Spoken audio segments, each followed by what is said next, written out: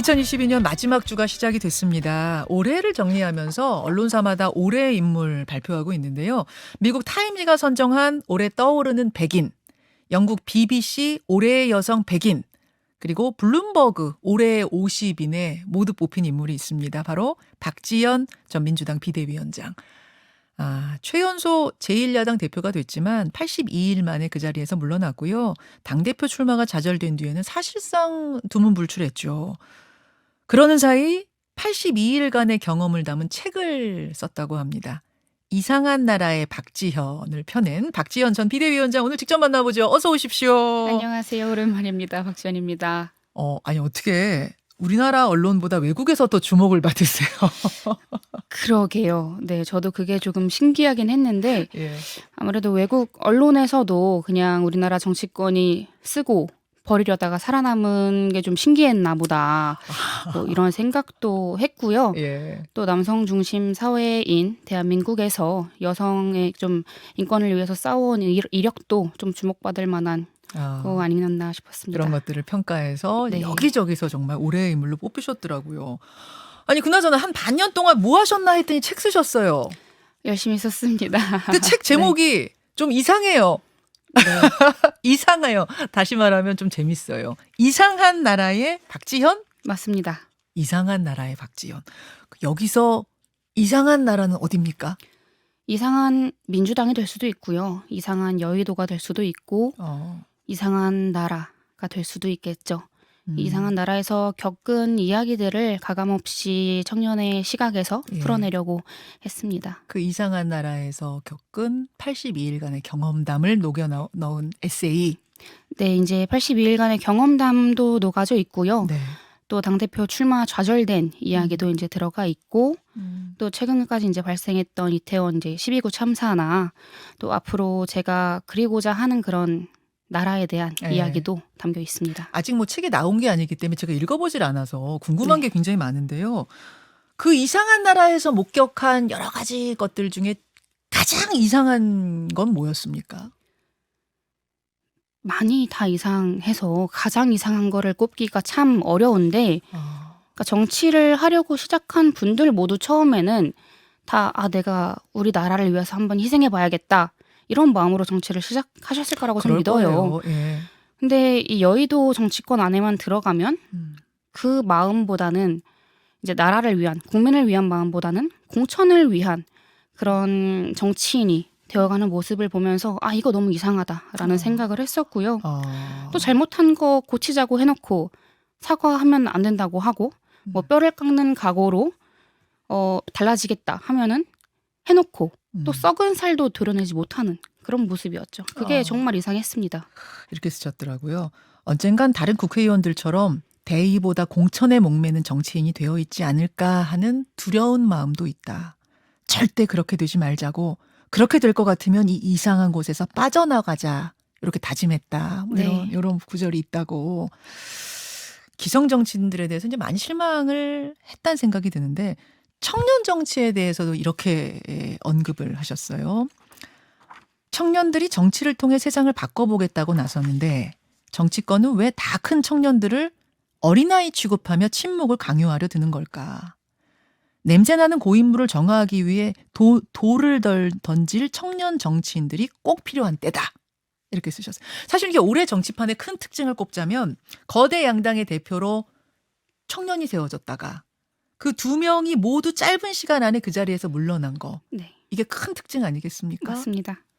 이준석 전 대표와 뭐 개인적으로 친하고 이런 사이는 아니시고 네. 두 분이 같이 활동하실 때 생각하면 그렇게 뭐 좋게 지내신 것도 아니긴 하지만 네. 의견도 대립이 있고 그럼에도 불구하고 이준석 전 대표가 당에서 뭐라고요? 당대표에서 쫓겨나는 과정? 물러나게 되는 과정 보면서는 어떠셨어요?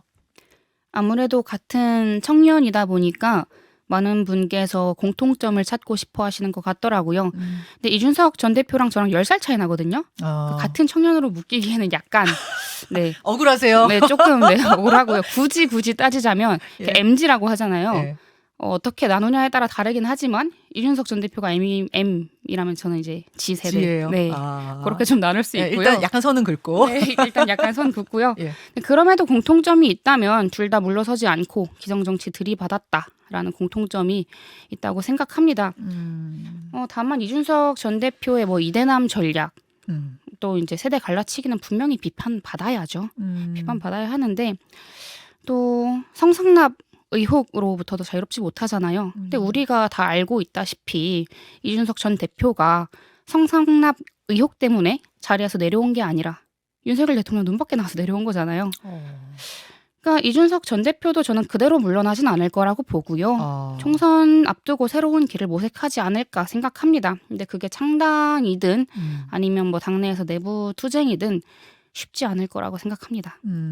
지금 뭐 이러저러 선은 그으셨지만 그럼에도 불구하고 청년 대표를 지냈던 사람으로서 약간의 동병상련 같은 건 있는 거예요? 동병상련을 느끼게 될 때가 몇 번 있었습니다. 뭐 이제 이준석 대표가 뭐 기자회견을 하면서 눈물을 보일 때 뭐 이제 자기를 욕을 했다. 뭐 이런 그 안에서 당했던 이 대선 기성 당시. 정치인, 네.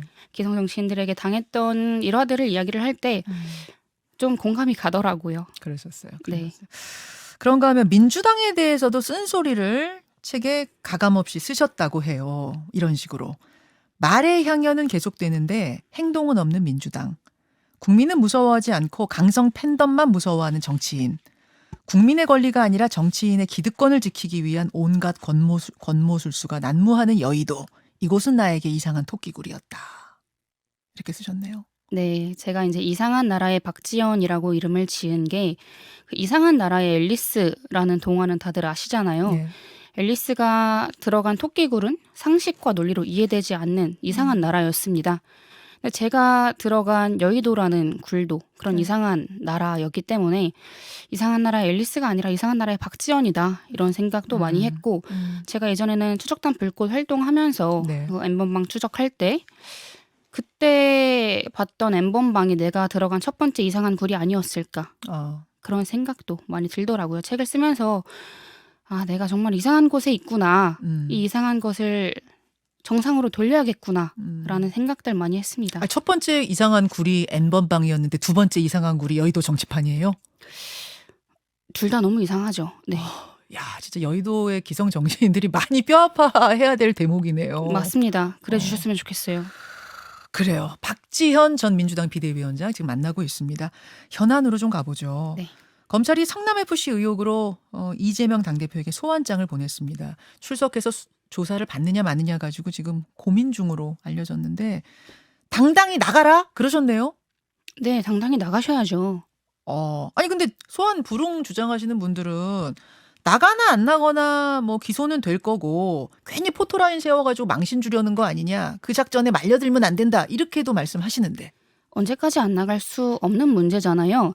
제 주변에서 이제 저한테 물어보시는 게 너 뭐 알고 있는 거 없냐? 이재명 대표 진짜 뭐 있는 거 아니야? 이렇게 많이들 여쭤보세요. 네. 근데 그렇게 물어보신다는 건 이미 뭐가 있는 것 같은 인상을 국민들께 드렸다는 거잖아요. 근데 그렇게 되면 안 되거든요. 근데 본인이 당당하면 당당하게 이제 검찰 조사 응하고 이야기하고 나오면 되는 거거든요. 이게 국민의힘과 차별점을 들 수 있는 그런 저는 이슈라고 보기 때문에 예. 저는 28일에 이제 소환 날짜잖아요. 28일에 나가셔야 된다고 생각합니다. 일단 28일은 지역 일정이 있어서 못 나가겠다는 걸로 알려졌고 그 다음에 이제 어떻게 할 것인가는 고민 중 이렇게 알려져 있는데 지역 일정 취소하고 28일에 당당히 나가라. 네, 저는 그래야 된다고 보고 있습니다. 그렇게까지. 근데 또 이 부분에 대해서는 이렇게 말씀하셨더라고요. 이게 대표의 사법 리스크가 현실화되면서 당과 대표가 혼연일체로 가느냐 아니면 분리해서 대응하느냐 이거 가지고도 갑론을박이 있는데 이 부분에 대해서는 박지원 위원장은 일치 단결해야 된다? 그러셨어요? 그게 이제 일치 단결이라는 게 이재명 대표는 개인으로서 사법 리스크 대응하고 당은 민생으로 일치 단결해서 국회의원들이 정말 민생 이야기만 하면서 나가야 된다라는 그런 말이었고요. 사실 지금까지 뭐 최고위원 회의 같은 거 보면 뭐 김건희 여사 조명 논란, 네. 뭐 빈곤 포르노 이런 이야기들에 이제 각계 전투를 많이 했었는데 그러지 말고 정말 우리 국민이 원하는 민생이 무엇인가 이거에 대해서 일치 단결해서 나아가야 한다 이 생각이었습니다. 그 민생에 대해서 일치단결. 그러면은 이재명 당대표와 어느 정도 분리해서 당이 대응해야 된다라는 뭐 조홍천 의원이나 이런 분들 주장에 대해서는 어떤 생각이신 건가요? 당이 분리해서, 그러니까 계속 이제 제가 말씀드렸던 예. 거는 이재명 대표 혼자서 대응을 해야 한다는 겁니다. 이전부터. 그러니까 당대표 출마 때 제가 누구보다 앞장서서 반대를 했거든요. 지금처럼 이 사법 리스크 터질 거 예상 못한 사람 없습니다. 이럴 거 알았기 때문에 당대표 출마하면 안 된다. 계속 얘기를 했던 것인데, 근데 그때는 당내에서 아무런 얘기 못 하시던 분들이 예. 이제 와서 뭐 내려와야 된다 이렇게 이야기를 하는 건 좀 비겁한 거죠. 치사한 거고. 그런 의미에서 치사하다는 말씀이에요. 그러면은 박지원 전 비대위원장이 그때 얘기하고 지금 얘기하고 바뀐 거야 이런 해석들도 많았는데 그게 아니라 그게 아니라 그때도 지금도 마찬가지입니까? 그때도 지금도 마찬가지고요. 당은 민생으로 일치 단결하고 이재명 대표는 개인으로 대응해야 된다. 나가야 된다.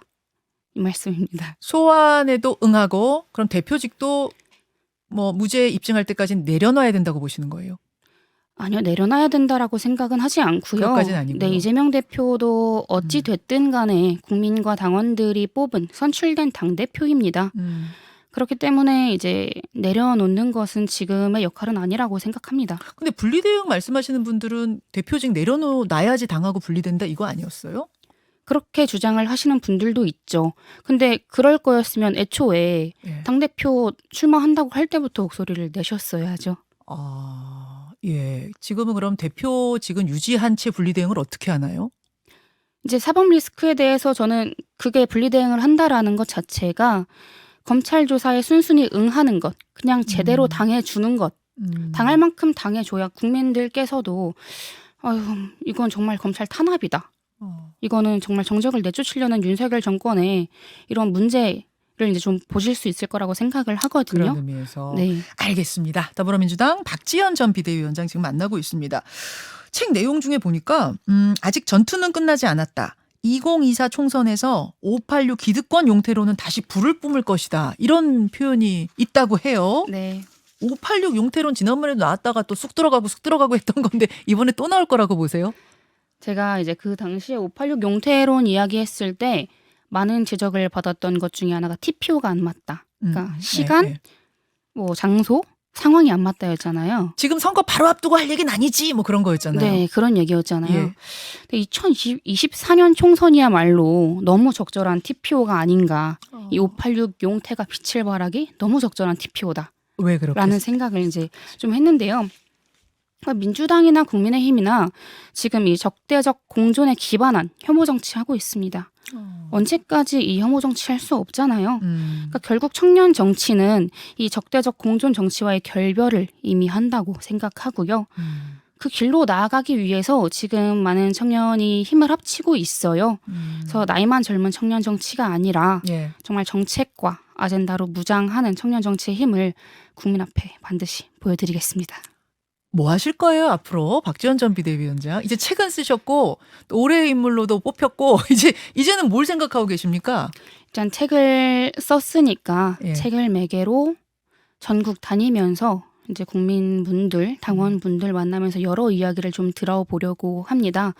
제가 여름 끝자락에 남양주에 가서 이제 거리에서 강연을 짧게 한 적이 있는데 네. 그때 한 이제 대의원 분께서 오신 적이 있어요. 원래 박지원 되게 싫어했는데 만나서 얘기해 보니까 좀 괜찮은 것 같다 이렇게 얘기를 하시더라고요. 그래서 많은 분 만나서 예. 이야기하고 좀 소통해야겠구나 이런 생각 많이 들어서 여기저기 다니려고요. 예, 강연하면서 내 뜻을 좀 직접 네. 전달할 방법을 고민하시고 2024년 총선 사실은 선거라는 거는 정치의 꿈이 있는 사람, 세상을 바꾸겠다는 사람은 누구나 도전하고자 하고 해야 하는 건데 그것도 생각하고 계세요? 아직 잘 모르겠습니다. 젊잖아요. 그래서 당장 2024년 총선을 생각한다기보다는 장기적으로 정치를 하려는 마음을 가지고 있고요. 그게 언제가 될지는 앞으로 상황도 보고 저도 지금 공부를 좀 하려고 하고 있어서 네. 제가 토요일마다 이제 정치학교 다니고 내년 3월부터는 정책과학대학원 다니거든요. 예. 네, 공부하면서 예. 성장하는 시간을 좀 가지려 합니다. 뭐 출마 안 하겠다는 아니네요. 열어놓는 거네요. 네, 그럼요. 열어놔야죠. 예, 가능성 열어놓고 뭐 창당을 하는 건 아니냐 이런 이야기도 있었는데 그런 계획도 있습니까? 아니요, 없습니다. 뭐 이제 당내에서는 청원에 뭐 박지원 출당 요구가 올라오고 있기도 한데 쫓겨나지 않는 이상 제가 먼저 나가서 창당할 일은 없을 겁니다. 아, 출당 요구 많이 올라와요.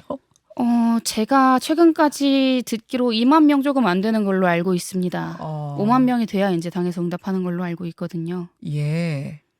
예. 보실 네. 때는 괜찮으세요? 사실 예전에도 막 악플 많이 받고 이럴 때 생각보다 단단하게 버텼지만 속으로는 많이 아파하셨던 걸로 아는데. 뭐 워낙 많이 받아보다 보니까 네.